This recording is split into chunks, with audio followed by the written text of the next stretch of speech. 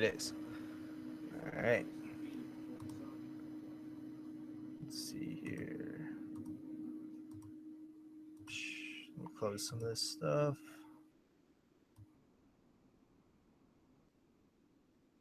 Where is the chat box, though? That's the question.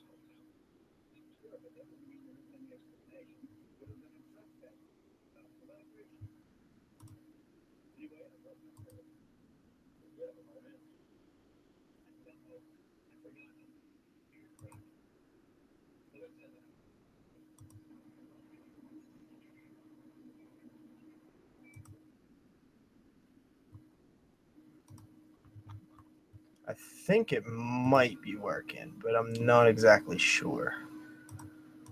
How do I know there's like a chat box.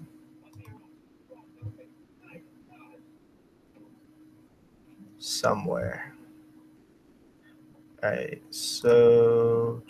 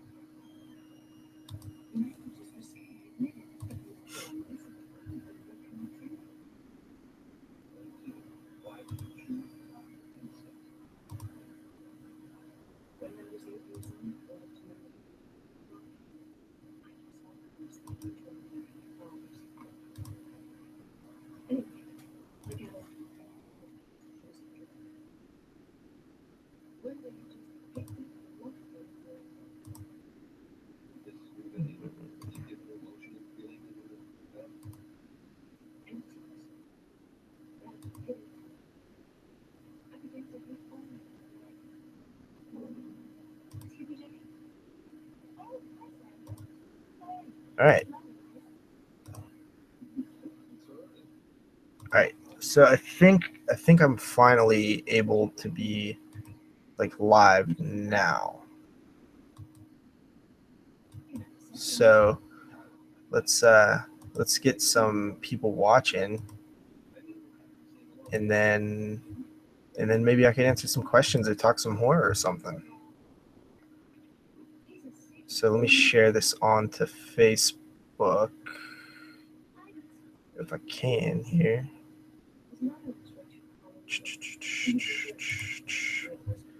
Damn, they changed this around a lot. It's always hard to do the live streaming, and it's always goddamn hard to do it whenever they change shit. Like, you know, because I don't do it that often, so it's weird whenever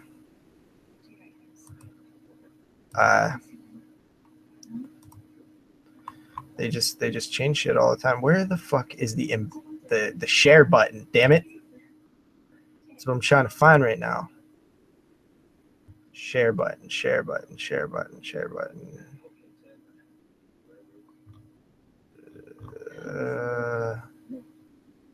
I know it got to be around here somewhere.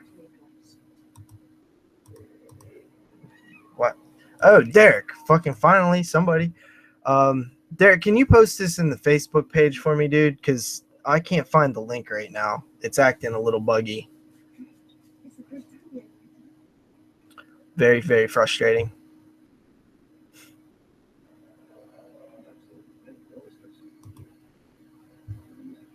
Glad that, you know, I can always count on Derek to drop a line or say something.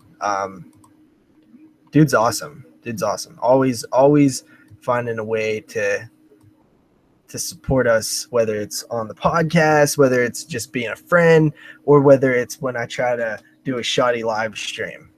Always down to support, though. Appreciate it, brother. So, yeah, try to get a few more people up in this bitch. I did it kind of short notice, didn't really tell anybody, but I would like to maybe talk a little bit, do a little some live streaming. And I don't know, is it popping up in the feed, dude? Because normally, even when I, you know, do this like random like this, or, you know, the horror trivia or whatever we do, like it usually has more than one viewer, which is, and I have a lot more subscribers now than the last time I did it. So I don't know if it's in the feed or what, man. I don't know.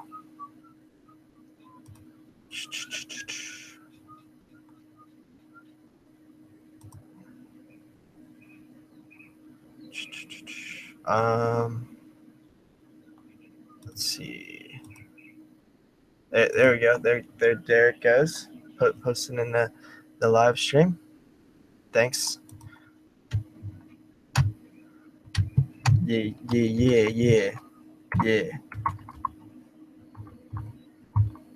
Thanks, Derek. You're the man.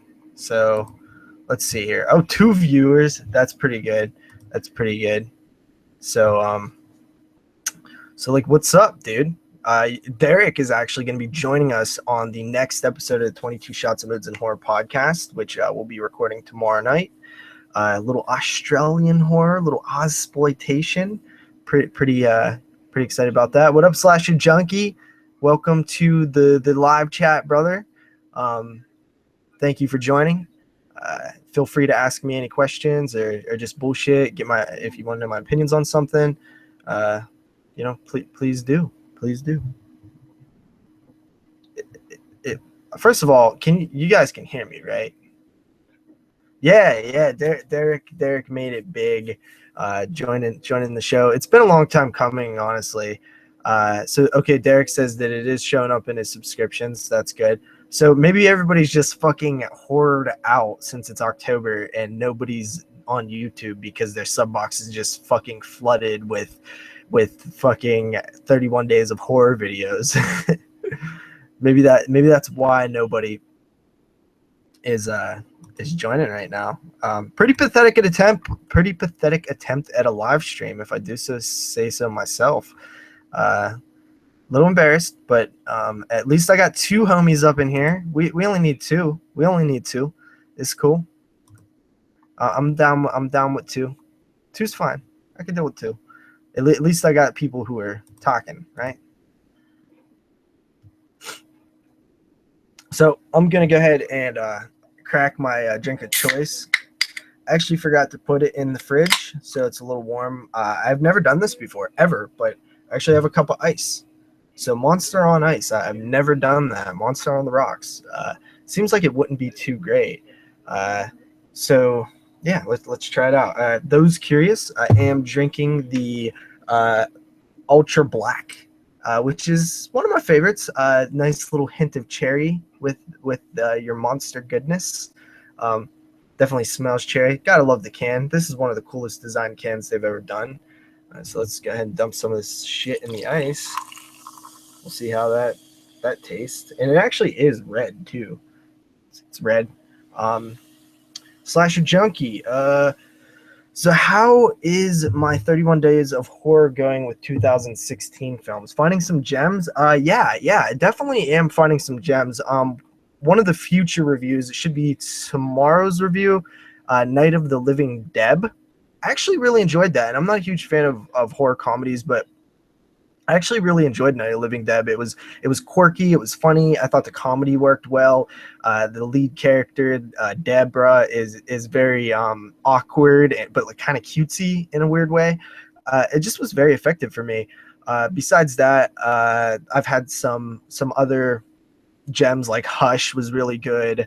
I'm trying to think of the videos that I've done so far, because I've recorded a bunch. I'm actually running out of the ones that I pre-recorded, but definitely some.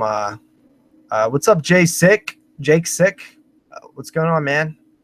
Um, some other ones. The Invitation, that was really good. Good chance of making my top 10 this year. Just I love the style of the film. It was just a very well-made movie. A lot of tension and suspense, and just you know a very tense movie. The characters' emotions that you're feeling in it, you're feeling them. That's the key thing. You're feeling what the character is feeling, and that's very effective horror. So yeah, that was another really good one. The Wailing, although it was way fucking too long, way too long. It was very good. The Wailing was 2 hours 38 minutes, but it was really good. Probably the highlight so far, the Neon Demon. Really good stuff. By the way, I still have copies of the Neon Demon to give away to anybody who reviews our podcast on iTunes. I have the Wailing still to give away. One person won a copy of the Wailing, but I have another copy of the Wailing to give away, and a couple of copies of the Neon Demon, sealed Blu-ray. Just rate and review the podcast. It's really easy. It's actually not really easy. I don't know why I always say that. It's a fucking bitch to rate a podcast on iTunes. Hills Have Eyes remake. Are you asking if I like it? I absolutely like the Hills Have Eyes remake. It's I go back and forth on it, because the first time that I seen the Hills Have Eyes remake, I loved it, and then I watched the Hills Have Eyes original, and I was like kind of lukewarm on it, and I was like, and I'd seen the original first, but going back to the original after watching the remake, I was like, okay, I don't know if I'm really feeling it as much. But then I watched it again, and I was like, wow, the Hills Have Eyes original is fucking classic. It's gritty. It's just grindhousey. It has a great vibe to it, and I liked it more. But then the last time I watched it, when we did the Wes Craven director's spotlight episode on 22 Shots, I wasn't as into it as I thought I would. But Arrow Videos put out a awesome edition of the Hills Have Eyes original, so I'm gonna hopefully I get it, but if not, I'll probably buy it, because I love collecting Craven's films, and I don't have that on Blu-ray. So let me ask you guys: is the TV interfering? Let me put that on mute, actually, because I didn't realize it was on volume. So I love the Hills Have Eyes remake. The original's good stuff too. Yeah, The Invitation, top 5, pretty dope film. Nice slow burn that pays off. I agree. Slasher Junkie, I agree. What's up with everyone? It's Dan Zach from the Facebook group page. What's up, buddy? Thank you for joining me. Bernie Brains, you should check out Coldfish. Okay, I'll add that to my list. Derek reviewed Coldfish. Check it out. Definitely sub Derek if you haven't. It is 2 hours 30 minutes, but it flew by. See, you just ruined it for me, homie. Normally I just put a poll up in the Facebook group page, man. I think that it has to do. Okay, so those of you who didn't see it, I put a poll up and said, should I feel bad for not wanting to watch movies that are over 90 minutes? And the reason I think that is because of it. I used to never even notice it.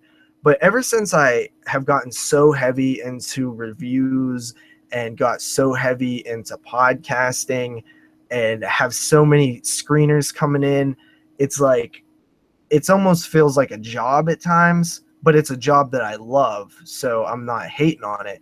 but it's just like sometimes I just feel like, oh man, 2 hours, like I just dread it. But if the movie's good, I forget about it very quickly. But it's just that preconceived notions of seeing that it's, 2 hours long, 2.5 hours long, where I'm just like, oh, I don't even want to do this. Yeah, the remake does something to me, man. Just real scary and uncomfortable. Yeah, definitely no jump scare type horror movie. It's just raw. It's like it has a nice raw, violent vibe to it that I like. It pulls it pulls no punches, holds no punches. One of those sayings. It doesn't hold anything back. I think it's one of the more intense, like violent mainstream horror films to hit theaters around that time. Even though there was a lot with like Hostel and stuff in that era, so it was in that era alone that there just was a lot of violence in film in a mainstream level. But I really like that about that era. And I think Hills Have Eyes came out in like 06 maybe, but yeah, Hills Have Eyes remake, or 07 I think. But yeah, great stuff. Very violent.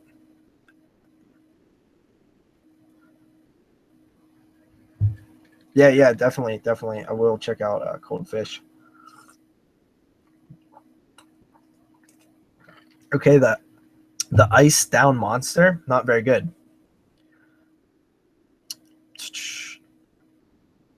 Did a movie night for the original. Cool, man.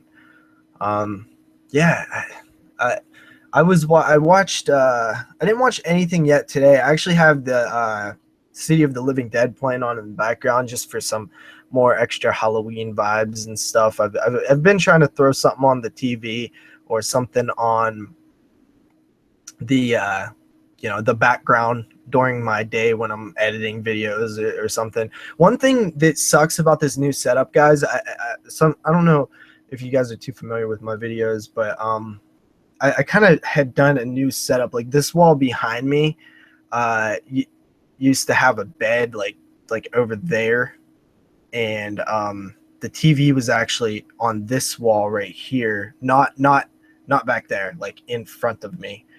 And I built that new shelf over there, and then I mounted the TV. The only thing that I hate about that is that I used to have my TV right next to me to where I could look over here and watch TV while I was editing. Now it's behind me. And I actually, you guys are going to laugh at this. I put a mirror on the wall so I can literally glance up from the computer and still watch TV, kind of. It's just me. It's the image is flipped. Very weird, very weird. But I mainly did that for like sports, like for when I watch sports when I'm like editing or on the computer or something like that. Rushing to work for yeah. If you're on crunch time and you have to, like, I remember one time, I forget what show we was doing. I think it was an Argento show, and we did the Animal trilogy, and like every one of those movies was like over 90 minutes, and I had to watch all of them in a day or something, or I can't remember. It might have been another trilogy or something like that, but it was like it was crunch time. Like I had to get these watched for the show, and it was brutal in terms of time. Just hard to get all that done. What's only 433 on Amazon?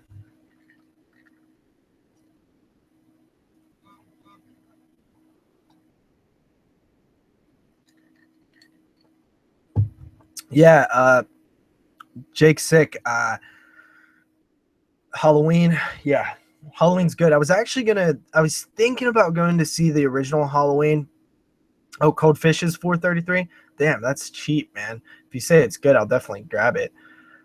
But I was thinking about going to the theater and seeing Halloween this October, but I've actually seen Halloween twice in the theater and once at the drive-in already in the last like 4 years. So I've kind of, even though Halloween is classic and I can literally watch it over and over again, I just don't have as much interest to go out and see it again in the theater. I kind of want to keep those memories that I have of it right now as like, you know, I feel like if I do it too many times, it's not going to be as special. So I like having those special memories of it right now. But I am probably going to go see Psycho next week. They're doing a screening of the original Psycho, which is pretty cool.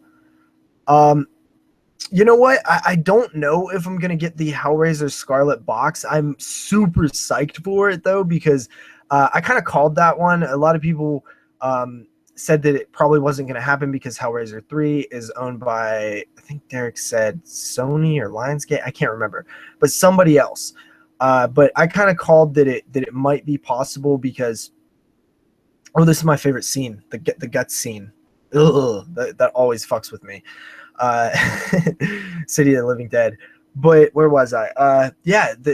I kind of saw that once Arrow was releasing a lot of Image films, that it was possible that they were going to get the Hellraiser and do a Scarlet box in the U.S. So I'm really excited that it happened. I've been wanting to pick up Hellraiser on Blu-ray for a long time. I know that there's been Blu-ray releases here in the U.S., but I wanted to wait until either I found it super cheap or there was a cool edition. But hopefully, I'm not sure, because some of the bigger Arrow releases, they won't send us screeners for. So I think the Herschel Gordon Lewis box set we are not getting. But then they've also sent like the Scorpion box set, which has like 4 films. So we might get the Scarlet box, which I would be really excited. I mean, I would consider buying it if it wasn't $85 is the cheapest I've seen it for. That's a lot. If it was $20 a film, $60, I could justify that. But $85 is a lot of money for me to buy a box set of films that I already own. But you know, I would consider buying it if I could find it maybe 65, 70 maybe. But 85 is just a little bit too much. But I might get it. And then, you know, I'd be happy. I think that it's definitely a set worth getting. It's just, you know, right now I haven't had the most extra cash lately, just because I'm paying off a lot of stuff right now. And but hopefully we get that wrapped up and I can get back to buying some cool releases and stuff. I mean, these press copies that I've been getting has really like kept me from being depressed, because I've been getting a lot of cool stuff, especially from Arrow. And hopefully I might get Criterion's as well soon. I've been in discussions for that.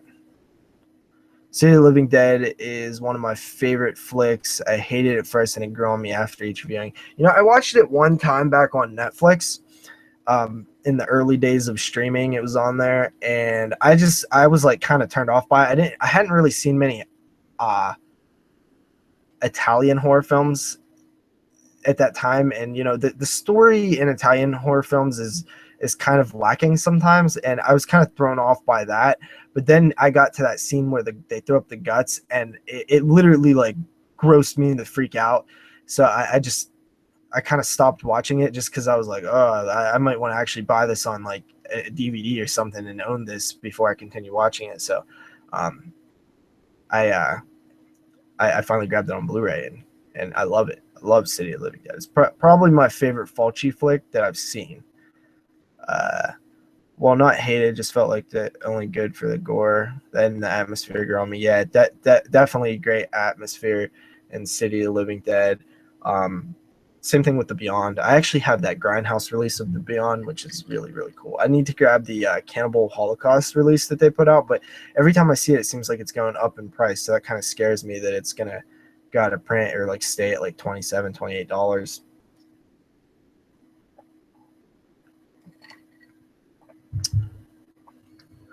So, yeah. But besides that, you know, the the 31 Days of Horror, I'm having fun with it this year. I've actually not missed a day yet, which I think every year I've missed a day around 20. So like 20, 21 is where I usually miss a day, which kind of makes sense because it's, it's kind of going into week 3. It's almost at the end of week 3. So, yeah, definitely. Take care, man. Awesome having you for the brief time that we had you. I'll probably do more of these, probably do more of them eventually. Fight for your life, Andrew. City is great. My favorite is New York Ripper, but I am way into quacking. I've actually still not seen New York Ripper. I own the Fulci 3-pack, so I do need to get on that. I actually wanted to do New York Ripper for Italian Horror Month too, if we do it on the podcast. As doing Fulci again, and I wanted to do the Three Mothers trilogy for Argento, but we'll see what we actually do with that. The way that the podcast has been going right now, where we're, not even bi-weekly really, I'm not sure if we're going to be able to commit to a whole month this year, but I guess tomorrow me and Moods will start to talk about it and see what we're going to do. But yeah, Blood and Black Lace. I actually didn't get that release.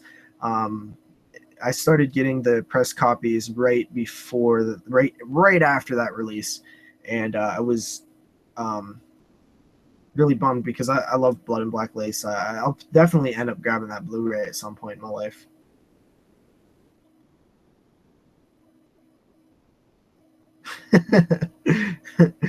He said, Andrew says, I blew my 31 Days of Horror 2 days ago, was watching Maniac every day, did 9 days in a row, but when I but then I watched Ninja Turtles 2 and yesterday a WWE DVD. I would have been burnt out. And Maniac is a great film. I love Maniac. It's probably in my top 5 favorite slashers. As a standalone slasher, it's probably my favorite. But watching Maniac more than 3 days in a row, I would fail on the 4th day because I just can't. I can't watch the same movie over and over again unless it's like Return of the Living Dead or Elm Street 3. But good effort. Ninja Turtles 2, huh? Was that the new one or the original series, Ninja Turtles? Yeah, Moods definitely wouldn't mind doing some Italian stuff on the podcast. I'm not sure. I'm not sure exactly who you are. Let's Build a Snowman, but the Italian horror. I don't know if you are really familiar with the podcast, but we did a whole entire month of Italian horror films. There was 12 movies. It was the Fulci trilogy of The Gates of Hell, the Argento Animal trilogy. What was the Bava? It was Bay of Blood, Black Sunday, and Blood and Black Lace. And then we did Michele Sauve, which was The Church, Stage Fright, and Cemetery Man, which, by the way, I think I had the most fun with the Sauve films. I just really, really enjoyed all 3 of them. The Church was really good. Stage Fright was fantastic. And Cemetery Man is amazing.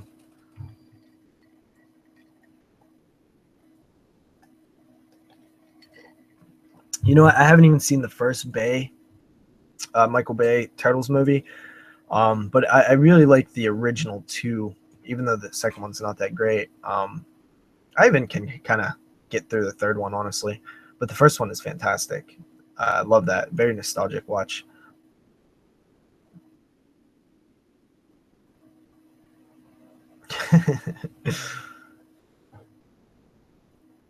Oh, okay. That's great, man. I love to hear people say they listen to the show. It truly means a lot. I love the support, and it motivates me to keep doing it. I mean, we're almost 90 episodes in. I think our next episode is 89, and yeah, that's incredible. Hey, what's up, Steven Alexander? Welcome, man. I have fun. We're just talking a little bit. You have any questions, throw them at me. I'll answer them or try to. Yeah. Suave. I can't. Suave? I think it's Suave. I don't remember how to say his name. I actually looked it up before we recorded that show because I think it's Michele Suave. Just because, I didn't want to sound like an asshole pronouncing his name all wrong the whole episode. But I think we did an okay job pronouncing it. I can't really remember. I wish that guy. I don't know. I've only seen his 3 films. I don't know how much more he's made, but I'd be very interested to see if he made anything else to check it out. I mean, because I really enjoyed those 3 that he did. Especially Cemetery Man. Cemetery Man is such a cool movie. Gotta shout out Zach for hooking me up with a copy of that. Okay, what's up, dude? So Bernie Brains is the guy who wrote the long ass Code Red defense during the last years of talent. Hey, listen, there's like 4 of you guys listening, but I want to start taking more emails on the show because when I guested on Exploding Heads, they had a few emails and I really enjoyed them. So feel free to email us more often and we'll read them on the show. There was a while where we had so much listener feedback that it was feeling like it was bogging us down a bit. So we kind of pump the brakes on it a little bit, but lately I've been really wanting to add a little bit more listener feedback to the shows just because I had fun with it on this the Exploding Heads podcast. Great podcast, by the way. If you guys never heard them, check them out. Be on the lookout. Bill has a ton of releases coming. They say might drop prices to $14.99. I will never buy a Code Red release. I really did want House on the Edge of the Park, though. I messaged Moods a while back about sending him some free Blu-rays, and that stuck up. The Canadian never replied. Are you serious? What? Message me. Fuck Moods. No, but seriously, it could have went in a spam folder. It's very possible. Moods gets a lot of messages. Just watched the House on the Edge of the Park release. It was great. Yeah, I love that movie. That movie is a better Last House on the Left for sure. I've always, ever since I've seen it, just have that and Cutthroat's 9 from him. Okay. Yeah. I don't own a single Code Red release. Just not a fan of that guy. And just can't do it. Can't bring myself to do it. But,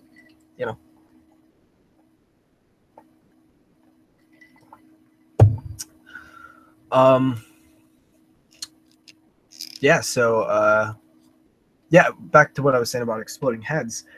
Check out their podcast. It's on the Horophilia network of podcasts as well. And what we do is we talk about Trick or Treat.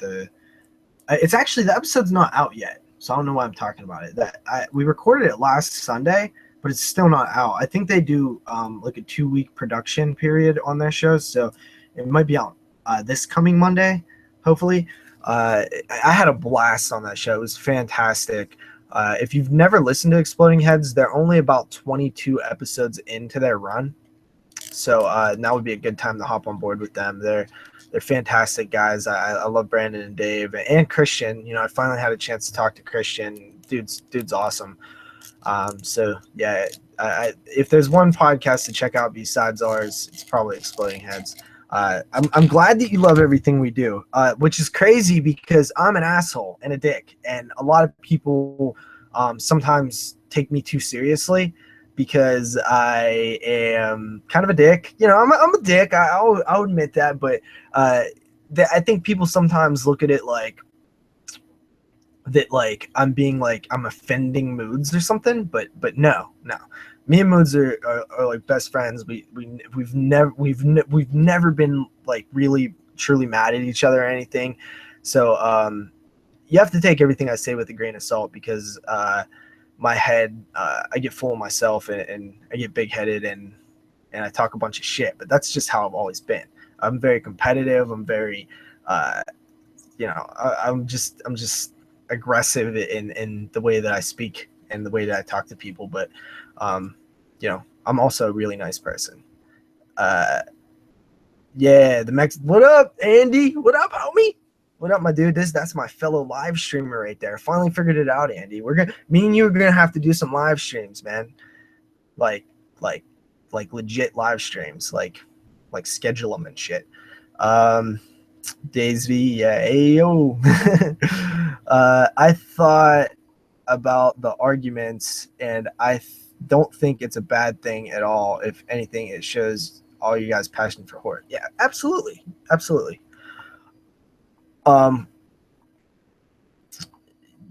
Did you and Moods kill Jeremy? Yes, we did. We killed Jeremy. Okay, cool. Mr. Bernie says that that I don't insult or offend, or I'm not mean. Too much slasherness in here now. We got the retro slasher and the slasher junkie. So yeah, Jeremy. Jeremy has the Tremors remake thing. Yeah, Jeremy's been really preoccupied with his career, and even before that, though, he was kind of stepping away from the show.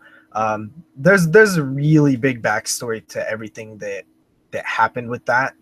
I won't go into it now, but maybe one day we can discuss it. And but as far as him come back on the show or anything, like I'm not sure. I'm not sure about if he is or if he's not. Yeah, I don't know.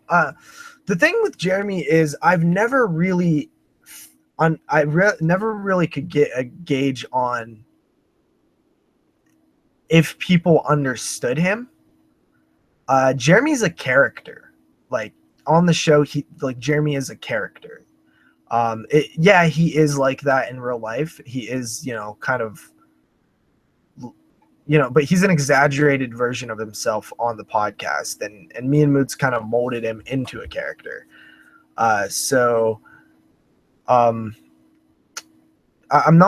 never actually known how the listeners feel about each of us, right? Like I know everybody for the most part loves Moods just because he's a nice, great guy, and he's he doesn't say anything too offensive, and he generally people respect him, and he has like a giant collection. He's like seen every horror movie, so people definitely sort of respect Moods. And me, I've got my fair share of hate, but I've also had a lot of people say that they agree with me about stuff, and that they mostly agree with me. But I've never really heard much about Jeremy other than what he just said. Let's Build a Snowman said Jeremy always cracked me up because Jeremy doesn't talk as much as me and Moods. So I never really known like how much people either missed him on the show or was okay that he was gone. Because there wasn't a whole lot of response when he left the show. So yeah, I mean, I would actually like more feedback on that, honestly. Jeremy to me, like me and Jeremy has had an interesting relationship with like our show, and but one thing that I learned to love about Jeremy was he did have a way of just saying something that would make me fucking die in editing. I would edit it and he'd be like, "You fucking asshole," and I would just start dying, losing it. And he would be like, like the one clip, it's still my favorite. It's probably my favorite clip ever, when we just wrapped up Italian Horror Month, and I was like, Moods was like, it came to an end. I was like, yeah, it was so much fun. I had so much fun. Wasn't it so much fun?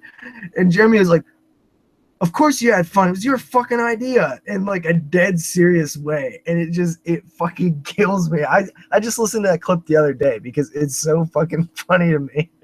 Another one was at the very end of Children of the Corn episode. If you haven't listened to the very end of the Children of the Corn episode because it's like 4 hours long and it's ridiculous, listen to the very end because Jeremy like trips balls and it's hilarious. All right, let's see. I had a lot of comments. Derek wants to know if we're going to do more director spotlights in the future. I would absolutely love to have our next director spotlight a either Takashi Miike spotlight or a George Romero spotlight. So probably like Martin, The Crazies, and maybe like another one of his non-Dead films. And then do the Dead trilogy as the director spotlight part 2, and then do the second Dead trilogy as the director spotlight part 3. When are we going to do a show dedicated to nothing but slashers? Not sure if we'll ever do that. Maybe if we did a Friday the 13th retrospect, because they're all slasher films, right?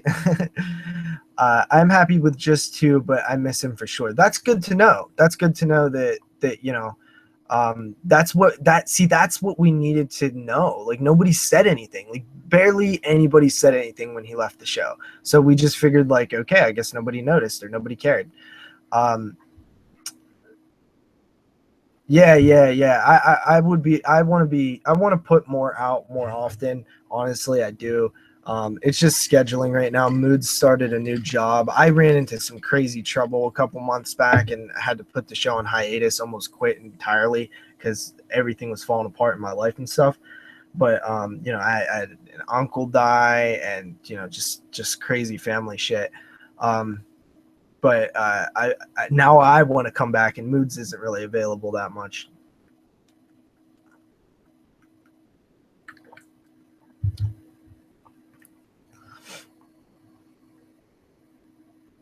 Yeah, well, Derek is actually, I said this earlier, Derek's actually going to be on the next episode, which is Australian Horror. We record tomorrow, episode 89. Yeah, all the different points of view. D Booger in the house. I wish I got paid by Wild Eye. Dude, Wild Eye can't afford to pay anybody. Come on. Everybody donates. Wild Eye is entirely comprised of donations. Yeah. You know, I see the whole thing about the guests. This is more behind the scenes info on the guests. We had talked about having guests since like episode 20, right? Like episode 20. And then I think episode 21 was just me and Moods. That was the first time it was just me and Moods on an episode. And then episode 22 was when Jeremy came back. It was the Sleepaway Camp franchise. And then we took an entire break for the summer. And we had been talking about having guests ever since like episode 20 or 21. Maybe even before that. But we seriously started talking about it in episode 20 to 21. And Jeremy was completely against having guests. Like, Moods was kind of lukewarm on it at first, but Jeremy was completely against it. And we didn't end up having a guest until episode 56, I believe, which was Kyle, which was the first time we had a guest. Kyle was on there for the Children of the Corn franchise, and it was a blast. I had fun. So yeah, I mean, it was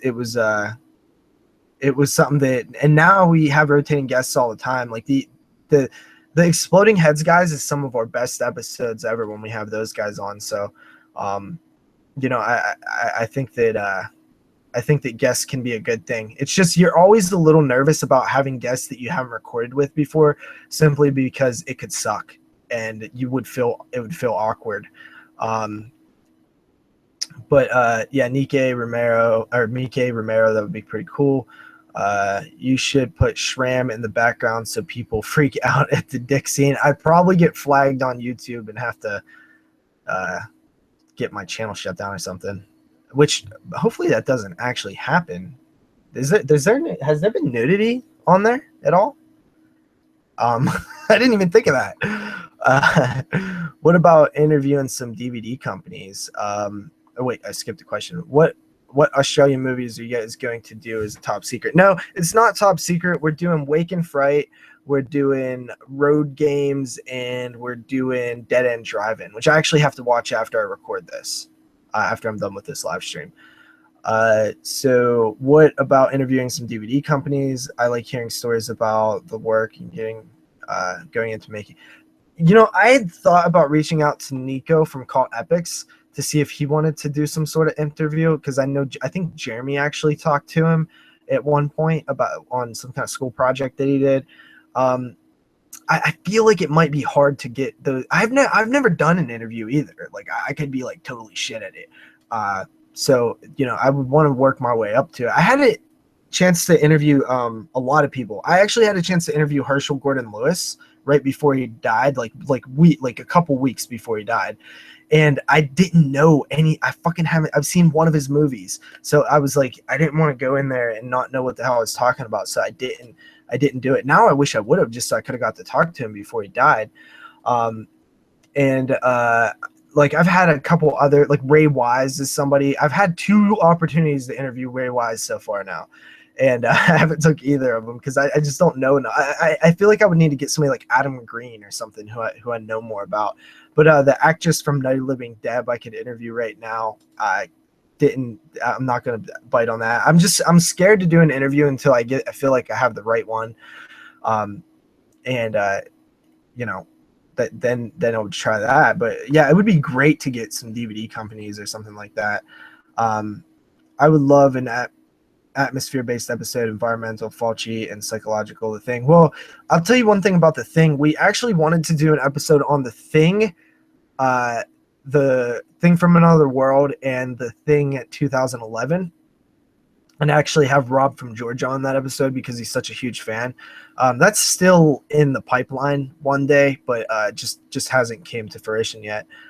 How about script readings? I'm not sure how that would work. Maybe elaborate on that a little bit and tell me what you mean. 3 people with a guest is pushing it. Totaling 4+ people can get busy. Yeah, I agree. It is a little talky. I think 2 to 3 people is perfect. But don't you like our episodes with exploding heads where there's 4 of us, right? I mean, that's fucking dope. Like I think those are some of our best episodes, like top 10 of 2002, top 10 of 1996, and top 10 of 2015. And those had 4 people on it. So do a live commentary for Beneath the Mississippi. Listen, I've been wanting to do commentaries forever. I've brought it up to the guys a couple of times, and nobody seemed too crazy about it. But I actually had 2 commentaries planned last winter. I was going to do Silent Night, Deadly Night with Kyle, Silent and Deadly Night Part 2, actually. And I was going to do Children of the Corn 2 or Jack Frost with Jeremy. But they just never came about. I want to do them so bad. I think they'd be hilarious. Hopefully. They might suck. And then I just wouldn't put them out. But I actually had an idea to actually do a sideshow where it was like every week I would have, not every week, but I would do a bunch of side shows with a rotating guest and call it like the commentary couch or something, and have, you know, one of you got like Andy or Derek or somebody watch either. I thought of it 2 ways. The guest will always pick the movie, and they can either go with a movie that they really love that is good, and we can just talk about how great it is and like jizz all over it, or a movie that's terrible, in which case it would be funny. Beneath the Mississippi has anybody watched it yet? For years, I've been saying Beneath the Mississippi is utter garbage and it's like the worst movie ever. And I've not had one fucking person ever come back to me and be like, oh, I finally watched Beneath the Mississippi. You're right. It is the worst movie ever. Never happened once yet. So literally, I guess when I'm saying that it's like the worst movie ever, people are taking it seriously and not checking it out. So I guess not. I think 4 people works best on list episodes. Yeah. Awesome. 3 movies I don't know, so that's always good. Damn, I just got Dead End Drive-In and Australia Road Games. I need to watch them ASAP then. The episode probably won't post until Monday, the 17th. So you got time. Yeah, Road Games was really good. I liked Road Games. I'll save my thoughts on it for the show, but definitely pick up that Umbrella Entertainment Road Games. It's region free. Hell of a release too. Great special features.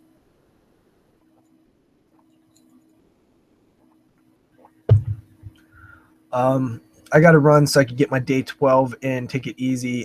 Peace out. Let's build a snowman. You the man. Thanks for joining. Herschel Gordon Lewis box set is going to be epic. Too bad I can't afford it. Yeah, I really, you know what? I'll probably get check discs of those, so I'll at least be able to see the films. But yeah, that would have been really dope to have that box set from Arrow. Just make a post in a group for questions and pick out the best ones. The others will do all the work for you. Yeah. That yeah, that's not a bad idea. Georgia Johnson, I don't know if you guys already do it, but it would be really cool if you say what films you're going to talk about on the next episode so we could pre-watch them. Dude, listen, I've been trying to push that for so long. There was a string of episodes where we would do it, but we'd always wait till the very end of the episode and most people tune out by then. But I always was like thinking like, oh my God, I hate listening to podcasts where I haven't seen the movie because I don't want to hear anything about it. So I was like, we should always let the listeners know what we're doing next. Couple problems with that. One, sometimes we don't know what we're doing next, especially like right now where we're doing these like bi or tri-weekly episodes. We don't know what's coming up next. So it would be hard to do now. But I believe on the last episode, we did say that we were doing an Australian episode, but I don't know if we said the films or not. But yeah, we'll try to make it more of a point to say what we're going to do next so that people can watch them. Good point. Yeah, mainly because I like you and Moods, and those two guys are very likable. Okay. Speaking of Silent Night, Deadly Night, that needs to be a new Blu-ray. The $5.99 Walmart Blue, don't cut it for me. I don't own that. Wait, do I? I don't think I have that on Blue. I love Silent Night, Deadly Night. Love it. And the first year I watched part 2, hated it. Terrible movie. I have learned to fucking genuinely love part 2. There's just something about it. I don't like so bad it's good movies normally. I don't like bad movies normally. But Silent Night, Deadly Night Part 2 is like epic as fuck in terms of its like cheese and just badness. I love it. It's great. You and Moods work well together, and so do they. So they aren't scared to talk at the same time. Don't talk over each other. Yeah, true. Derek says he'd be up to do a commentary if it got to work around my schedule. Well, Derek, me and you are both on the East Coast, so I'm sure we'd be able to figure something out. It seems like really the only thing with the podcast is it's literally based on Moods' schedule for the most part. But my schedule is more open because I can actually do shit at like 7 p.m. or like 5 p.m. or even noon on certain days. But like Moods can only do shit at like 11 p.m. Eastern time on like a Sunday or like some weird shit like that. Oh, hell no. I got some black cherry ultra black monster. Definitely not some Chipotle pineapple Jones soda. That shit was disgusting. It tastes like a foot. But this stuff is good. I love Monster Energy. Good stuff. But I don't even remember what I was saying.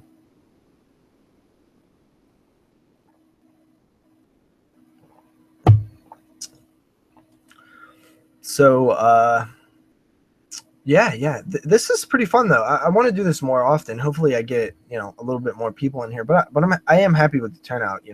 Had a good many comments. Cool stuff to answer, questions like that. And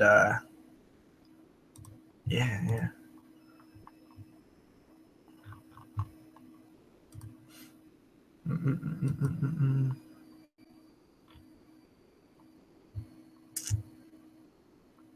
Those slasher polls are fun as fuck, dude. That are going on in the group page. Cheers to Madison Mayhem. Yeah. She's leaving Body Bags. She was an original, an OG. Clicked and saw you. Almost didn't even notice. I just randomly clicked and saw you. All three of you guys are great. I've been re-listening to a lot of the older episodes. Jeremy didn't talk a lot. When he did, he had some funny ass moments. Yeah, I agree. I mean, like I said, sometimes listening back to those episodes and the clips, and you know what? Actually, Luis, forget his last name. Luis from the group page, he actually put together some great best of moments, and a lot of them were Jeremy being funny. So really good stuff. Man, fuck My Bloody Valentine. No, I'm kidding. I love My Bloody Valentine, but I love Friday Part 2. Friday Part 2 is, if I was gonna rank the Fridays, I would go Part 4, Part 2, Part 5, probably. Part 4, Part 2, Part 5, Part 6. I'd have to lay them all out, but yeah. What is a movie that you thought would be lame but turned out awesome? I watched The Nostril Picker, aka The Changer, and it was a lot of fun. Awesome shot on video. Honestly, man, shot on video. I know this isn't your question, but I'm gonna just talk about something else. I'll come back to your question though. Shot on video films, I've generally liked almost every one that I've seen. Isn't that crazy? Like I don't like bad movies, but I'm for the most part I don't mind shot on video films. But a movie that I thought was gonna be lame, but it was awesome. Well, I'll tell you, Night of the Living Dead. I just watched it yesterday. I thought it was gonna suck, and it was awesome. It wasn't super awesome, but it was good. It was good. There's been a few. Can't really think of another one off the top of my head. One movie that I thought was going to be awesome that was shit was Violent Shit, the movie. That one sucked. The polls are fun. Did the bracket for the companies ever finish? No, dude. I swear to God, I'm going to get it back onto that. I've just been so forgetty and just busy with other things that I for some reason I just keep forgetting about it, and then it's like late by the time I remember. I just haven't put it up. But as soon as these slashes are done, I'll put it back up. Me and Andy were spitballing some other ideas for some other polls, which I have a ton of them, and I'm actually gonna put a little spot on the website for the winner of the best slasher of the 80s. And I'm gonna, say that it's gonna say what the film is and have the poster, and then that it was voted on by the tournament in the 22 shots. But I figure for each winner we can put it up there, similar to the Hall of Fame. Let's see what else here we have. Friday 2 sucks. No, it doesn't. Fuck Friday 13th Part 2. Sag Jason. Fuck you. A Boy and His Dog was one of my favorite episodes. Really, I barely remember that episode. I have a hidden gem for you, The Conspiracy 2012. I'll check it out. Part 8 is number 1, no debate. There is a strong debate, Andy. What are you talking about, fool? That's not even a real statement. That the very fact that the ending is the ending automatically disqualifies it from being the best. Jason Goes to Hell needs an uncut blue. I agree. I actually love Jason Goes to Hell. Andrew, have you seen it? Nostril Picker is fun. I can rewatch 555, Video Violence, Spiderhouse, Cannibal, Camp Out over and over. I've seen Video Violence, really like that. I've seen Cannibal Camp Out, did like that, but I barely remember it. Video Violence is perfect. Yeah, it's a lot of fun. We actually covered that on Viewer's Choice a while back. Don't tell Zach that, Andrew. No, Steven, but it's on my list now to check it out. Yo, A Boy and His Dog is such a good episode. So true, Jay. What happened on A Boy and His Dog? I don't even remember that episode. Like, how was that a good episode? Thanks for the tip. I just ordered 555 reissue for $9.99 on Amazon. Cannibal Camp Out is awesome. The Basement box set. Man, I need to get that Basement box set if it's still in print. I passed on it a few years ago and been kicking myself for it. Just got my Hammer Horror box, and dude, I've been wanting to check out some Hammer Horror. You know what's funny, guys? Last year when I was doing the Universal Monster films for my 31 Days of Horror, I really, really wanted to watch newer movies.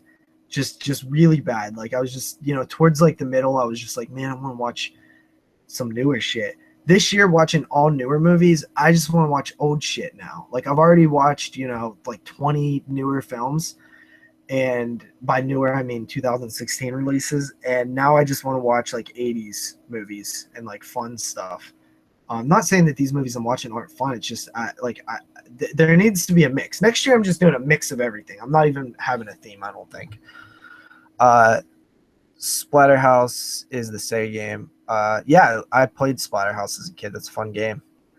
Speaking of Friday the 13th, if anybody missed the Friday the 13th Blue Tin, Best Buy has found a hidden stock, so a lot of stores have them. I would love, like, dude, that Friday the 13th Blu-ray set is one of my biggest regrets for not buying, and I don't even have the money to get it right now. I love those movies so much, and in my head I'm just like, they're gonna re-release them on Blu-ray, which they will re-release them, but like it just seems to be taken, so like I don't know when they'll do another box set. So I don't know, like I really just want them on Blu-ray, and I don't have them. Get rid of that JP that set. Wait, Zach has to get rid of JP that set. I don't know what that means, Derek. Yeah, I like to mix them up. Oh, that Sleepaway Camp episode, Jeremy said he had people lined up to interview when you guys came back. Was he just against co-host guests or didn't want to do it? No, he wanted to do interviews. He just didn't want to have guests, like co-host guests. I don't know why he just didn't. Jeremy is a really shy person in real life. I've never met him in real life, but Moods has, and some other people from YouTube has, and he's just naturally a shy person. Like, he's not very outgoing. The first time I met him, in fact, was on a Skype chat, and like he barely said anything the whole first like hour because he just was like shy. So maybe that had something to do with it. The Friday the 13th set, no, the rights aren't messed up. It's just out of print. Like it was supposed to be limited, I guess. So yeah, Friday set didn't have part 1 uncut where Jason Goes to Hell. They screwed it up. Yeah, they did, because you know why? They don't care.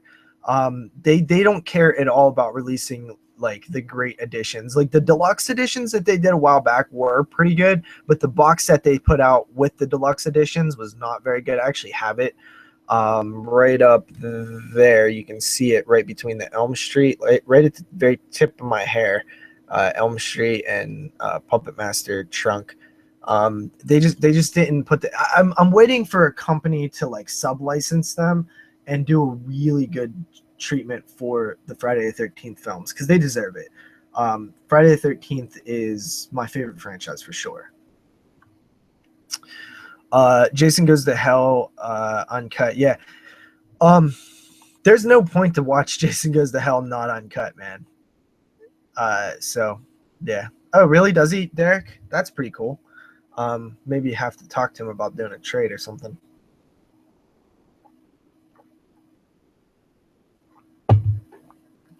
Yeah, for sure, Andrew. There'll definitely be a new box set at some point, because Friday the 13th is one of the most sellable titles that's owned. I mean, this box set right here was limited to 50,000, right?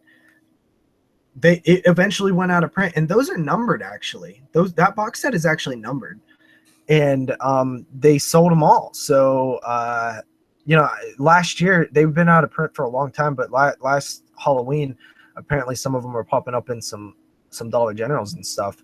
So yeah, for $15, which is crazy. But yeah, I mean, that 50,000 units of that's, do the math. That when that box set came out, it was like, I think like $70, $75 or something. That's insane, So it's definitely a very sellable title. For sure.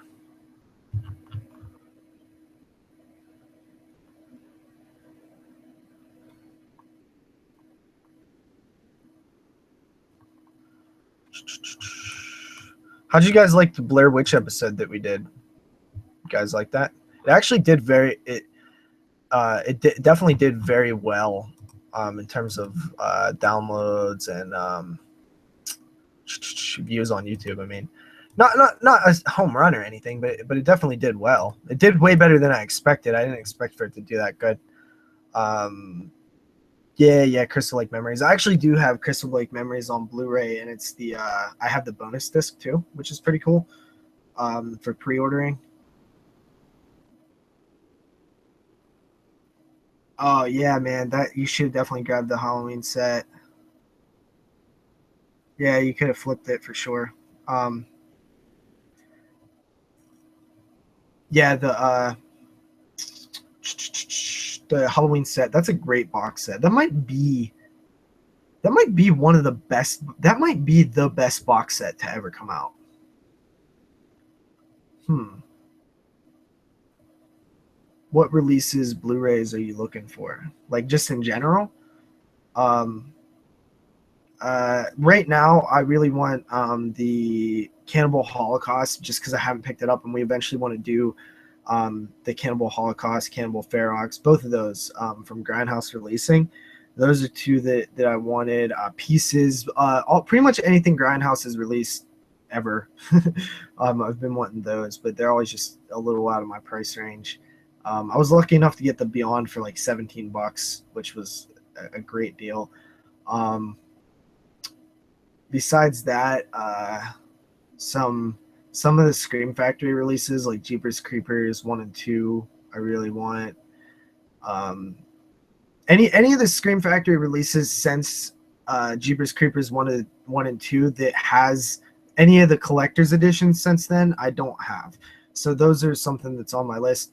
But probably what I want most right now is, besides Cannibal Holocaust, no, definitely, this is what I want most. I want the Vestron video series releases. So I need to get Chopping Mall, because I don't want to get too far behind on those. I want to get Chopping Mall and Blood Diner, but mainly Chopping Mall first because that movie's awesome. Those are the at the very top of my wish list right now, but they're like 20, 27, $28. So yeah. Cannibal Ferox is good mostly because the 42nd Street doc. Yeah, I heard that doc is great. I want to be on the show Holocaust for Life. Yeah, definitely, Andy. You're welcome on anytime, dude. We like having you. And a lot of people say that. A lot of people say you're welcome on anytime, but I don't know if they actually mean it. Like Exploding Heads told me that, but I don't think that I could just be like, hey, I'm coming on this week and next week and next week. I don't think they actually mean that, but I actually mean that. You can come on anytime. I'm sure Moods would be down. You guys should do a mirror review if you ever have a Giallo podcast. Sure. Moods is down. Moods is quite literally down for anything usually. For the most part, I feel like I pick the episodes more than he does. Just because it's easier for him to go off of what I want to do because he usually owns it than me go off of what he wants to do because I usually don't own it. The movie is what it is, not really something to watch all the time. Yeah. Chopping Mall Blu-ray release of the year. Well, I'd have to check it out to see that. Even though it's barely a Giallo, just Giallo inspired. You can find them for 24 to 25 shipped. I think you mean the Vestron titles. That's not bad, but the thing is, I have Amazon points right now from my credit card. I have like $50 in Amazon points, or $60. I think I have about $60 in Amazon points. So, no, because yeah, I think I have like $60 in no. I think I have about $60, but I don't want to spend $60 on 2 Blu-rays, right?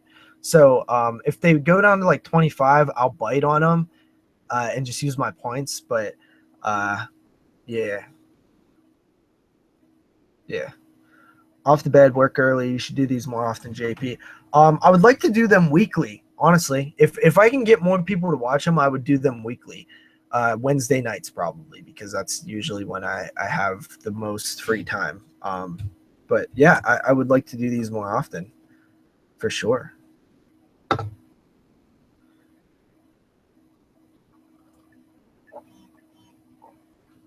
Yeah, I know what you mean, dude. I actually was like this close to getting press copies for those, but the guy just said that they had they had a lot of people on the press list and not a lot of press copies because it was the first time. I was hoping to maybe get one for Waxwork because I seen a couple more people that didn't get the first two got one for Waxwork, but so far no luck. I don't know if I'll be able to get them or not. That company Lionsgate's hard to get, man. Yeah, I definitely don't want to get too far behind on the line because I want them all. I want them all because pretty much anything that the back catalog of Lionsgate has is not on Blu-ray, so I want them all. Anybody grab the titles from Scream Factory sale? I was hoping they put Carry Out. No, I didn't, man. Scream Factory sales are just they're not really sales unless you take advantage of like the free shipping when you order a certain amount, because then what you can do is pre-order future releases and get the posters, and they'll ship free. That's how you take advantage of those sales. I'm excited about Return of the Living Dead 3. Super excited about Return of the Living Dead 3. After we do this next podcast, I want to put a poll up and ask which franchises we should do next. I'm either thinking like Return of the Living Dead, Pumpkinhead, or like The Omen. Probably one of those. And the direct prices from the site are awful. You can buy them year round for cheaper. It's true. It kind of is because they were like $2 to $3 less on Amazon. Haha, not much, still something. The thing with the people often wonder, like, okay, how the fuck can't Scream Factory sell them for a cheaper price than Amazon? Well, the reason Amazon can sell them cheaper than Scream Factory is kind of because when Amazon places an order, when Amazon gets a stock of something, right? They're essentially guaranteeing the money because they're fucking Amazon and they have the money for a certain amount of discs, right? And then Scream Factory or Shout Factory goes to the company that makes the discs and says, I have a buyer for this many discs. Let's say it's like 40, right? But it's more like 40,000 or something, but we'll just use small numbers. I have a buyer for 40 discs because they're buying so many, the company that they get the discs from knocks down how much they're selling each disc for. So it's like they get them for a way cheaper rate than anybody else because they're buying so many. The more you buy, the cheaper the price is to have them made. So essentially, that's how Amazon's able to sell them like cheaper than Scream Factory themselves, because Scream Factory isn't going to sell, 40,000 discs from their site. So they can't order that many to lower the cost. They'll end up losing money. It's very complicated, and there's more to it than I probably even know. But this is just from doing like mad research and listening to interviews and stuff like that. I hope Lionsgate isn't just release all movies on the multi-packs then stop the Best Online. I highly doubt that, homie. I really don't think that that's what they'll do. I think that these are just the easiest titles right now. I would be pissed if that's what they did, but we'll see, because they've announced most of the titles from those 8-packs, the ones worth getting. So we'll see. What we need to see is if one title not from those 8-packs comes out, then we'll see what we'll have hope. Maximum Overdrive. Yeah, that movie's fun. You can get them cheaper throughout the year on deep discount with 15% codes. Yeah, deep discount. I usually buy a lot from. Texas Chainsaw Massacre franchise. Come on, yeah, I'm with you on that, man. That's one of my favorite franchises. Texas Chainsaw Massacre is obviously my favorite horror film of all time. We need to do it, but like we said in the beginning, when we first started the show, we weren't going to do all the major franchises right away, because those are the money episodes. Those are the huge episodes. So the longer you wait, the bigger the show gets, because we built an audience. Like we have like triple the people that are listening to us now that listened to us back when the Halloween episode came out. So sometimes you want to kind of hold off on those big episodes, but I think we're kind of due for another big one, because honestly, the last big one we did was Halloween, which was like episode like 28 or something. So, you know, there's still Psycho. There's still Friday the 13th, Texas Chainsaw Massacre, and Friday the 13th, and arguably Hellraiser. But you know, so we kind of want to save those big four, and really space them out. I think the next one will probably be Chainsaw, and we'll probably do it when the new Chainsaw movie comes out.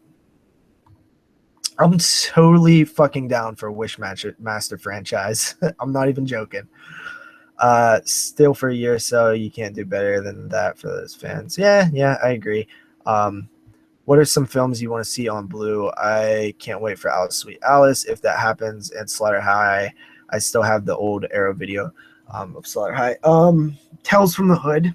That's probably the biggest request that I have right now, just because that film means a lot to me personally. It scared the shit out of me when I was a kid, but also I watched it a lot when I was a kid. I've always been into hip hop since my whole life.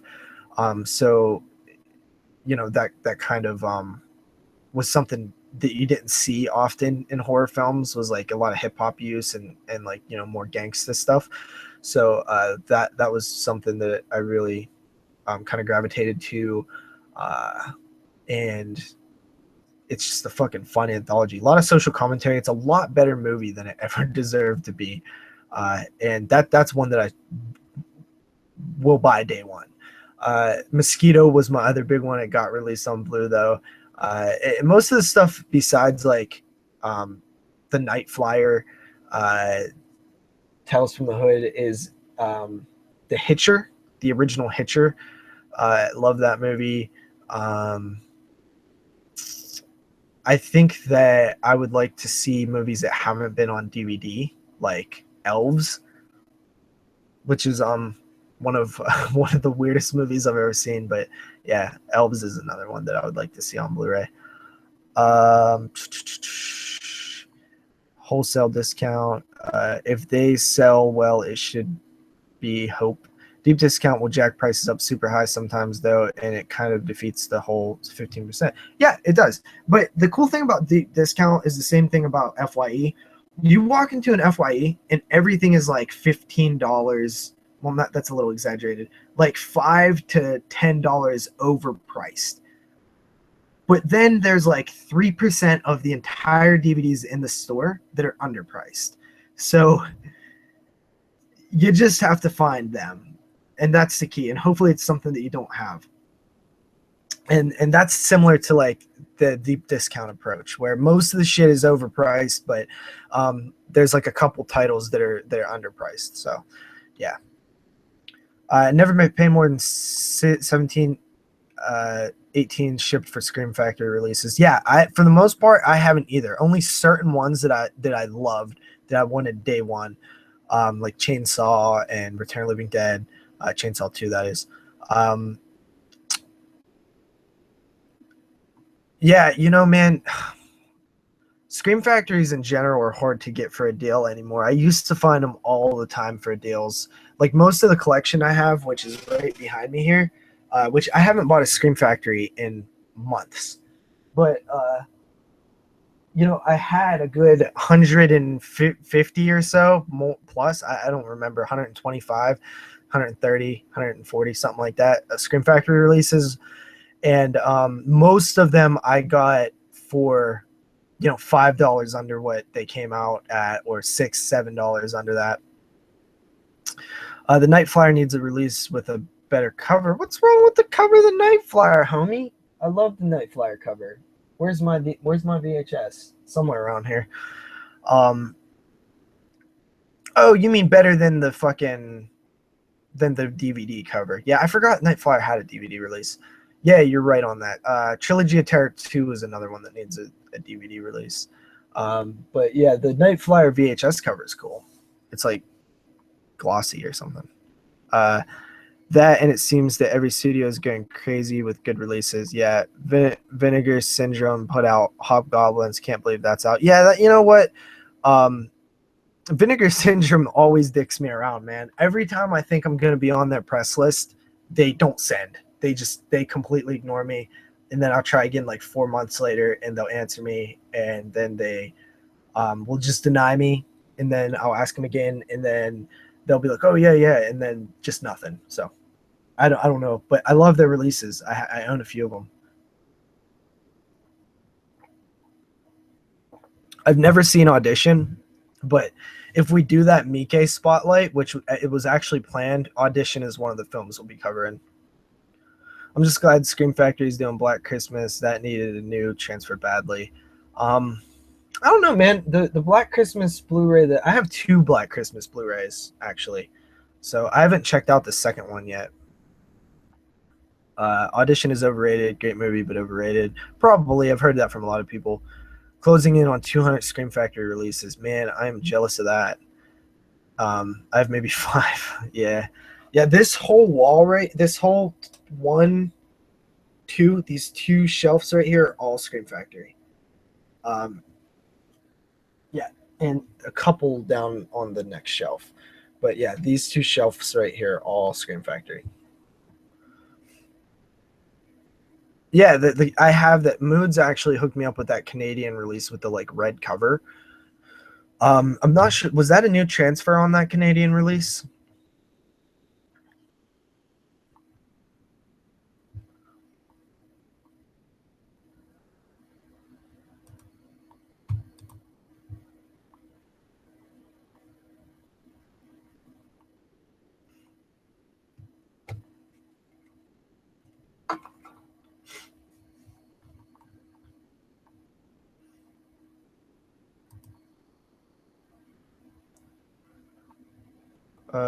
They did the Canadian 283 Scream Factory releases. It's a shitty habit. I couldn't find anything and never got around to getting it. Guess I am glad I held off. I just like to spread my cash around to different companies. I've been addicted to G Rollin flicks, so I've been dropping money on the Redemption Blues lately. I only own one of those Redemption Blu-rays. The fact they even have that many is retarded. Well, if you honestly think about it, dude, so many of those are contemporary releases, like the IFC titles and the like other contemporary releases that they did before the IFCs. So yeah, they release a lot of stuff, a lot of stuff.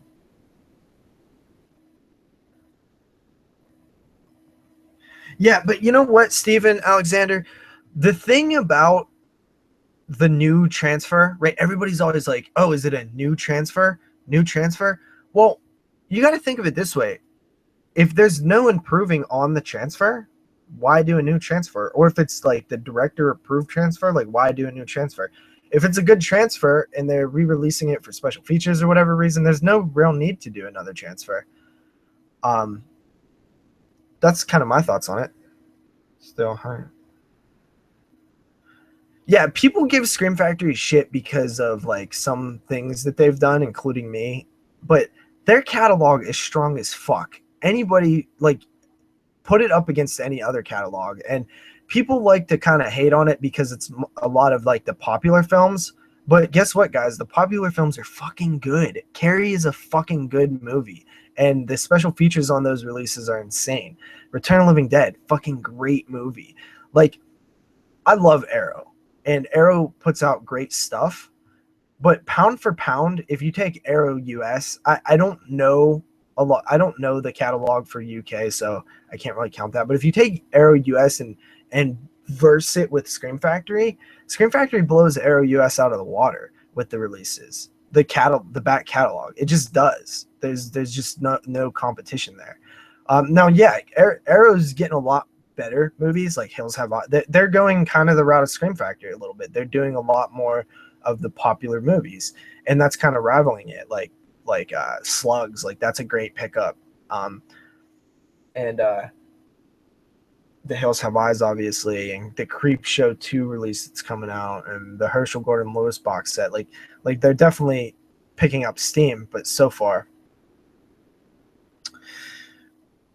they sell and they're good releases. Like, just because the film has already been on Blu-ray doesn't mean there's not a good release. Like, the Return of the Living Dead release is fantastic. The fucking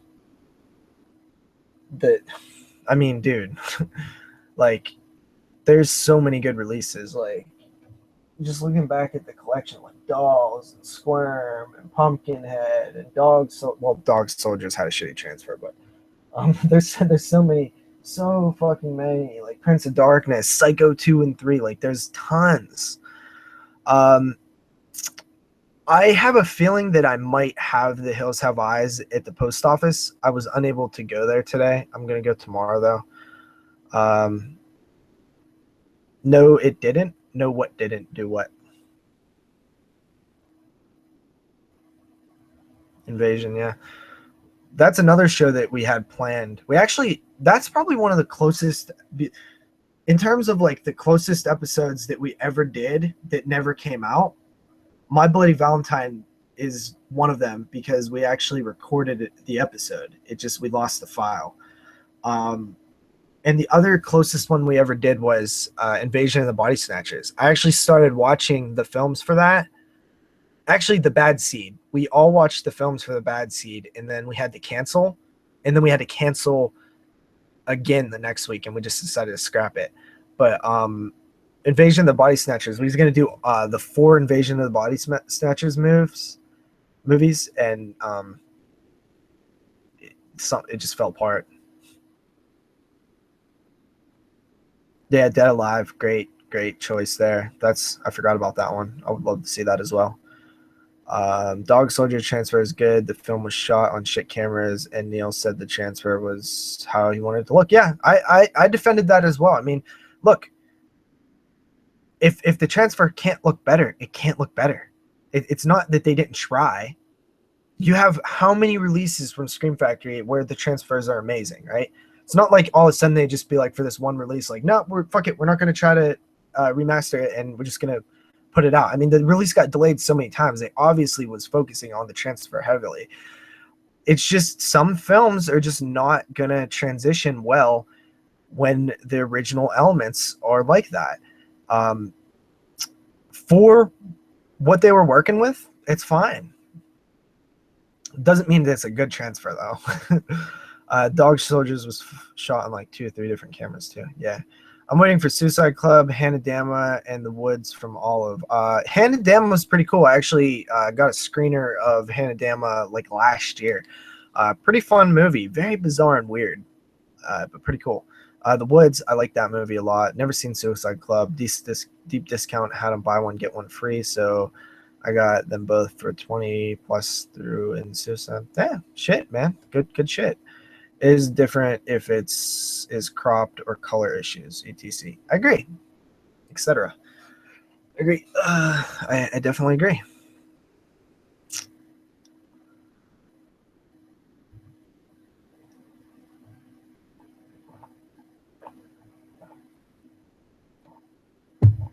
Sweet. Probably wrap this up in about 20 minutes, guys. Just letting you guys know. How long we've been going? I don't even know.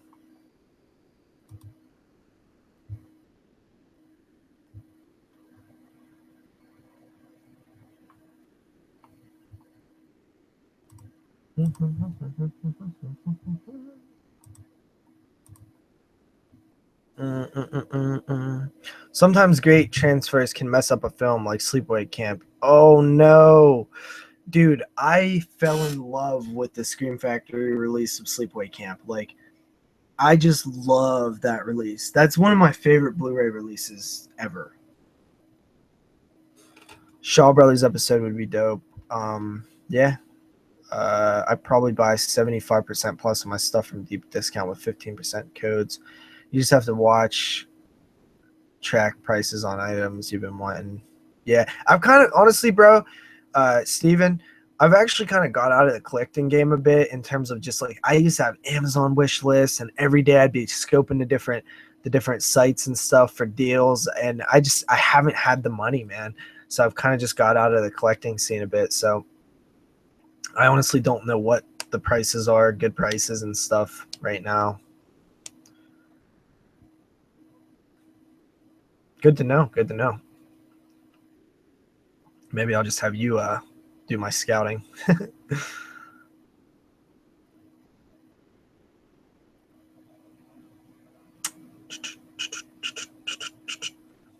But yeah, I mean, I really hope to do these again. Kill me, okay? Inkblade. I've been flipping Code Red Blues to buy Code Red Blues. I want, hey man, whatever it takes, right? You know what, guys? I got a press release this morning that Umbrella Entertainment is putting out the Blob, uh, the the Blob remake, which it's region free. So those of you who didn't buy the Twilight Time version can now get an affordable version from Australia that is probably going to be worth it. So I actually got a copy coming in. It's going to be released in November. I'm curious to see how it looks. So definitely. You know what, man? It would be cool to get moods on these, but it's just probably not going to happen. His schedule is fucking brutal for me, man. He's never available until like 10:30 p.m. my time, which it's 10. It's almost 10:30 right now. It just probably won't ever work out. But I mean, like Andy is usually available to do these things, so like I can get Andy up in here, if he's down. But yeah, I for a while now I thought of doing like a weekly live, just shoot the shit type thing. So I wouldn't mind doing this more often. Yeah. Fuck Twilight Times. I believe they're doing a double feature with the original remake of the Blob, kind of like they did with the Night of the Living Dead. Are they? I didn't even know that. I watched my Umbrella Night of the Living Dead 1990, and wow, that movie is amazing. I just seen Night of the Living Dead remake at Dollar General's on DVD, at two different Dollar Generals on DVD for like $4. Thought that was pretty cool. I already own the DVD, but I hope an Australian company puts out Dead Alive. That's what I did with House on Sorority Row and avoided the Scorpion release. I haven't seen it in years and almost think I like it more than the original. Are you talking about the Night of the Living Dead? I like the original a good bit more, but the remake's pretty cool. I do like the remake.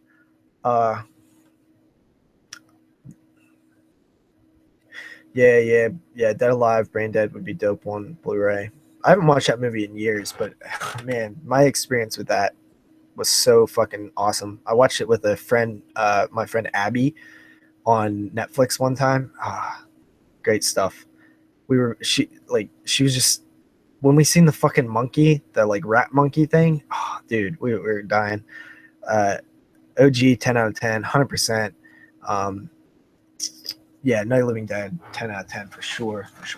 I met George Romero. I don't know if you guys heard that, but yeah, I met George Romero the other day. I'm gonna meet him again in November. Should be cool. Oh yeah, Netflix and chilled. I always used to Netflix and chilled back in the day. Not so much anymore, Just, bruh.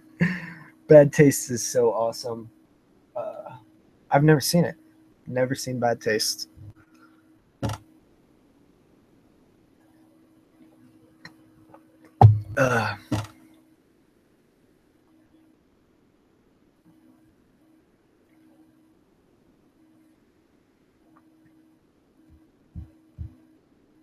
Yep, never seen it. I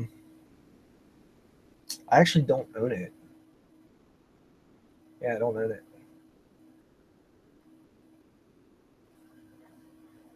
Review Pink Flamingos. I've never seen Pink Flamingos. Just a heads up, Toe Tag is putting out all August Underground films on Blu-ray. Obviously, just doing it for a novelty, but it's cool to have all the films on one Blu. Yeah, I actually just bought all 3 of them on DVD last winter, so not buying them on Blu. Yeah, I mean, Bad Taste. Yeah, I'll watch it. I got to get a copy first, and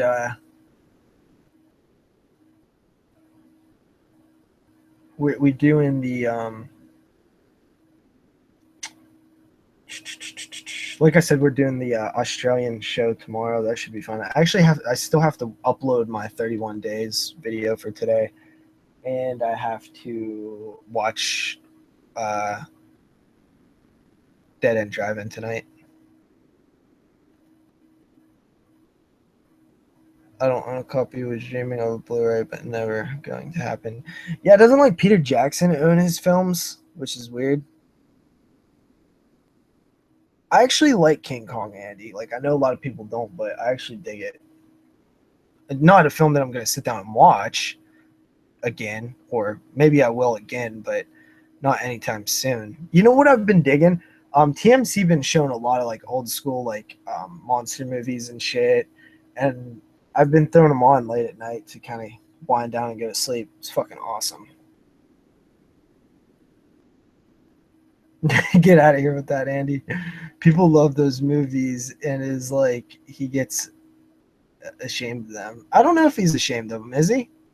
Because that'd be messed up if he is. I thought that he kind of wanted to like remaster them or something one day. I don't know. Peter Jackson, like, yo, when the hell did that Criterion Guillermo del Toro box set get announced? Like, what the fuck? Like, I just seen it yesterday, and I was like, I don't even remember hearing an announcement on this.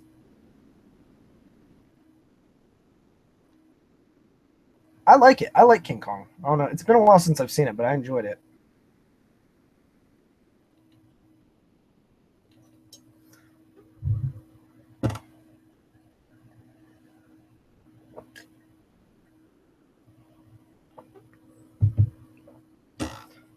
Yeah. Criterion put out like that Guillermo del Toro box set that has, I think it's Criterion. Isn't it Criterion? Was it just Pan's Labyrinth? But I thought The Devil's Backbone was in there too. Yeah, Criterion does great. I only own about 6 Criterions, but they're awesome. Like Videodrome is like one of my favorites. Okay, yeah, Criterion. What's all in there? I seen The Devil's Backbone and Pan's Labyrinth. Did they have Kronos in there as well? Okay, so it's a trilogy set. I thought there was 4 films, but I guess it's only a trilogy. We did funny thing is we did Devil's Backbone on the show. Isn't that weird? It's kind of a weird thing.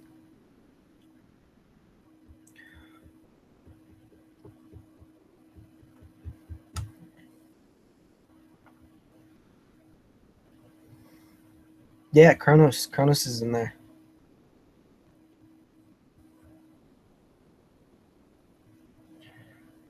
Bruh, if you ever do Tales from the Hood show, I'd love to be on that. That movie was such a huge part of my horror childhood.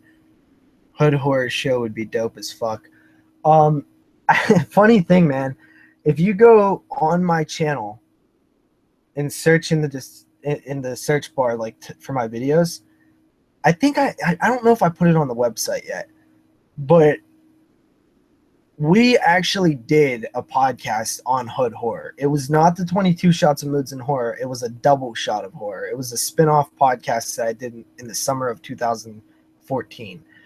And I did Tales from the Hood and Tara, aka Hood Rat. I did that with Matt Cantor and a guy named Rich Stiles. And I love Tales from the Hood. But Matt, if you I'm not sure about your mic situation, we'd have to do a test run. But if you get if you have a like decent mic that sounds good, you're welcome to come on the show. You have Skype, and you're available for our time of recording, you can come on. So yeah, if we do that, sure. I've never seen Kronos, dude. Like, it was one of the criterions I was gonna pick up a while ago, but I just never did. See you later, Bernie. I really hopefully I do these again. You come back. Yeah, that box set is beautiful, Derek. It's really an interesting box set, you know, the way it's shaped and stuff. But I think it's pretty cool. Definitely cool. Definitely cool. Definitely.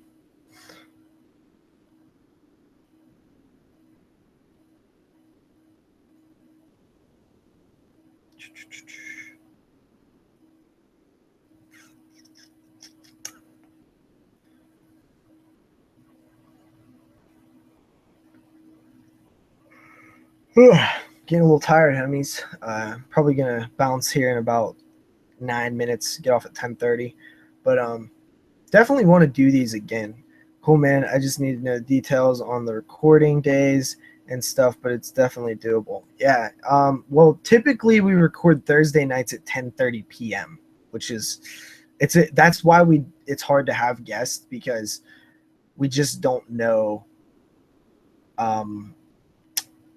You know, it's hard for them to we can't really move our schedule. So, but we tell people if you can make it on our time,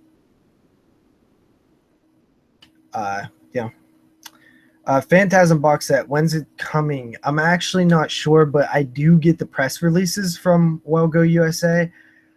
So hopefully I'll know shortly. But Phantasm is still having it. Phantasm 5 is still having its run in the theater. So probably shouldn't be shortly. I would definitely say before the end of the year it'll be out. I'd probably look at for around December, mid late December. I don't think it was delayed. I don't think that it was. I haven't got a press release that it was delayed. Yeah, no problem, man. I had a blast doing this. This is a lot of fun, and if more people join, or you know, just you guys alone has definitely filled up enough questions for me to sort of keep this. There's not very many down moments, so that's good. But it would even be better with a few more people. So hopefully you guys that are here tonight join me the next time I do it. Probably next Wednesday. I'd probably say next Wednesday. At probably like 8 p.m. We'll probably go for an hour and a half. So join me next time for sure. Matt says, yeah, that'll work. In the mountain time zone, so 2 hours earlier than the East Coast. Wait a minute. No. Isn't mountain time an hour? Oh yeah, it's an hour. Is it? I thought it was just an hour earlier. Wait, mountain time. Wait, that's like Midwestern, huh? Okay, so that works. Yeah, East Coast is fucking is rough. 2 hours. Okay. Cool. Yeah. That'll work. You know what? Definitely holler at Moods about that because he kind of books the guests a little bit more than I do. So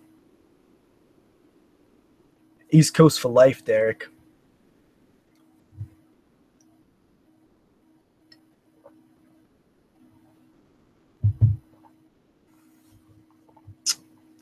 We definitely I definitely enjoy being on the East Coast. I like I just like fucking the East Coast, man. It's pretty cool. I'm happy to be on the East Coast. I really am.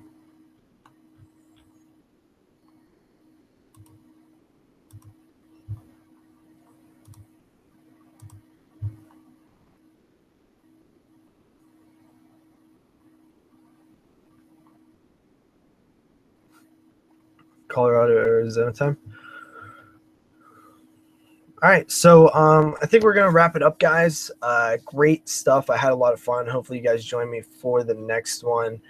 This was kind of spur of the moment. I literally was just sitting here. my Xbox was in the middle of an update, and I was waiting to use the Blu-ray player so I could watch Wake and Fright. And I seen Alex from the Skeleton Crew do a live stream on Facebook, and I was like, I don't really know how to do the Facebook thing, but I did do a few of these on YouTube. So I was like, you know what? I'm just gonna do a little live stream, and hopefully I can continue to do them. According to Diabolic DVD, the box set will be out in the first quarter of next year. They saw some stuff, no details given, but all right, cool. That's look at my little news insider here, knowing more than me. Good shit, homie. That's interesting to know.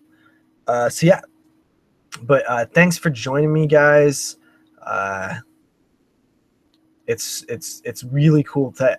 First of all, I never get tired or unimpressed by the idea that there are people out there that want to hear me talk and that will ask me questions to hear my insight on. That's fucking amazing. Like, it's so cool.